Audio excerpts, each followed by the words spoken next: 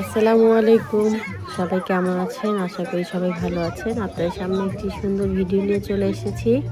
ভিডিওটি হচ্ছে ২০২৪ প্যারিস অলিম্পিকের একটি মশাল দৌড়, যেটি হয়েছিল আমাদের বাসার পাশেই। বিশাল বড় একটি পার্ক। পার্কটির নাম হচ্ছে বুৎস সুমো পার্ক। এটি প্রায় ১৫০ বছরের পুরনো পার্ক। এটার বরাবরই রয়েছে মেরি।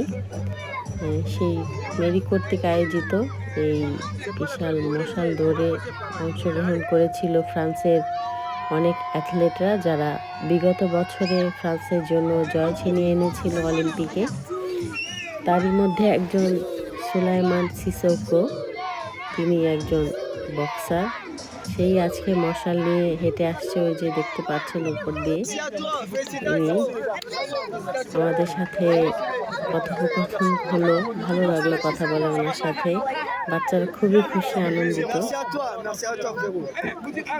ধন্যবাদ সবাইকে। আপনাদের যদি এই ছোট্ট মুহূর্তের ভিডিওটি ভালো লেগে থাকে, লাইক, কমেন্ট, শেয়ার করবেন এবং ফলো দিয়ে আমাদের পেজের সাথেই থাকবেন। আল্লাহ হাফেজ।